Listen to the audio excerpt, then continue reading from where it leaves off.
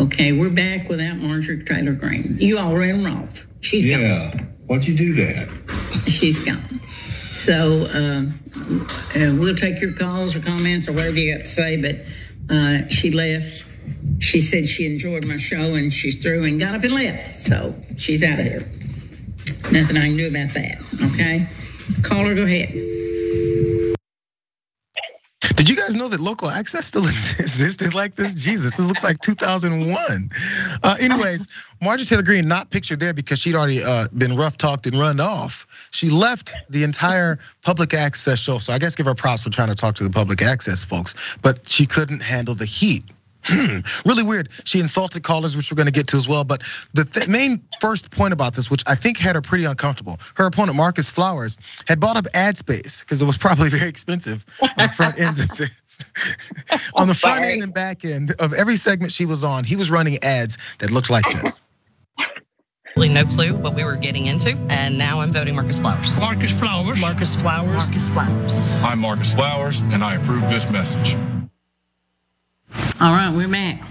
And folks, the incumbent representative, Marjorie Taylor Greene, is here facing Democratic opposition, Marcus Flowers, on November the 5th in the race. I'm a lifetime patriot. I'll be standing there. God bless you. Okay, we're going to take a break.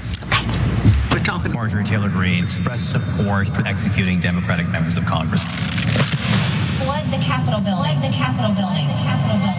American democracy is hanging by a thread. That's how they came in and out of a few breaks with Marjorie Taylor Greene. She had to watch that. Then as she finished her sentence, she didn't know that she was about to get hit again. Something she couldn't respond to. Again, there's more. And actually, the best part is coming. The best is yet to come. But for your first thoughts, Sharon, this is the type of planning and next level politics that I enjoy. I do as well, and I apologize. I just have the giggles. I just find this to be lovely, and I hope they get a deal on one of the other networks, okay? Because they need a bigger budget and a longer show. It is fantastic, and I'm surprised because Marjorie Taylor Greene, can we still use the Greene? Because I know she's going through a personal situation, but she loves a fight, and you can't handle these two. You can't handle these two, and political ads, okay? The dollars are there, and they just wanted to claim some. There's no harm in that. There's no shame in that. I just love it. I'm gonna play some more. And after the $100 he spent on all those ads for this particular spot, it's getting promotion everywhere else, which of course is the next step. You talked about she couldn't handle the heat from those two hosts. I don't even have their names, but she couldn't handle the heat from also a woman that was calling in, is when calls came in, and she was expecting some good old boys to call and say congratulations. She didn't get that. Let's watch. You talk about the women's rights. Okay, you're blaming us all on the women. My body is my body, and I don't want the government telling me what I can do with my body. Ma'am, are you having children anytime soon? That's my question. I'm asking a legitimate question. And you're right, it's your body, but a baby inside a woman's womb is another person's body. But I don't think you're having children anytime soon. So I appreciate your interest in women's rights, but killing an unborn baby is not a woman's right, and that's not health care. I wonder if Marjorie Taylor Greene is having any kids anytime soon, because she's talking about the topic. There's a lot of men talking about the topic. Are they having any children anytime soon? How about we look into their background, see how many children they didn't have that they didn't want to have because they made sure not to have those children. That's the longer part of the story. But the whole thing is, after then she then insulted this woman that she assumed was too old, which maybe she was. Maybe she mentioned how she's past the age of childbirth. Here's a good response. Here's a Vanity Fair article, actually isn't making her look too much good from that either. Their headline was Marjorie Taylor Greene tells woman she's too old and barren to have a say on abortion. She doesn't care, she gets all kinds of bad press anyway. One more piece here, because before we let you jump back in here, because she tried to hang up, get rid of the woman, but again, our all-star hosts made sure that this woman got her time. Let's watch. I know you say it's your body, your choice, but I don't think you're having any children anytime soon. I think we need to focus on the future of America, and that's our children.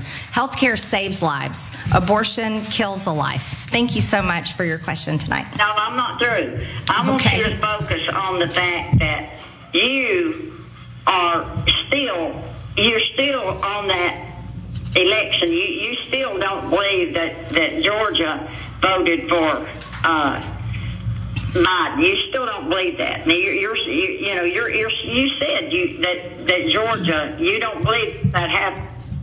You don't believe. How's inflation hurting your checking account and your grocery bills, ma'am? She said, "I'm not done yet. I'm not done, Sharon. I'm not done with this call yet." Listen, this is why I said you maybe need to conduct the interviews a little different. Okay, I was not necessarily. I hadn't, focused in on them. But this woman on the telephone is absolutely right. She's not done, and she wants you to answer the question. Marjorie Taylor Greene, answer the question. I can't get enough of this. It's awesome. And by the way, so we start off with how she had vacated her seat. Let's listen to one more caller. This is the reason why she then took off. We saw that she ran, but after these body blows and uppercuts and right crosses, she's like, okay, I'm done. But here, I think, was one of the main shots that landed from another caller.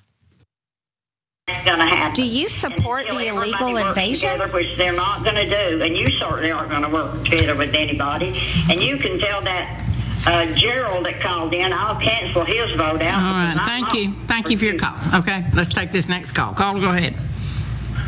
Hey, this is Greg Bentley. I just had a question for the Congresswoman. Yes, sir. In the recent debate with Marcus Flowers, you were very adamant that you were a victim of January the 6th. But you gave an interview just days before January 6th, coming out of the White House, where you said y'all just finished the meeting, making preparations for the objection on January 6th. I was just hoping you could explain just a little bit more about how you consider yourself a victim. What he's asking is when she walked out of that meeting and she had that video camera set and she goes, we just left the meeting. We're going to talk about January 6th. We're going to do something about what's going on before anything goes down.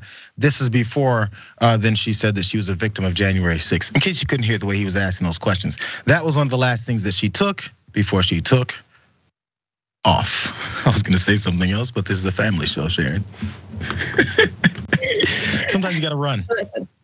Sometimes you got to run. Now we know why AOC ran from her, okay? Because remember that, okay? Yeah. So I don't know why she can't stand in the trenches and just answer these questions, because these investigations have to take place, not about election fraud, but about what she knew, when she knew it, and where she was before, during, and after.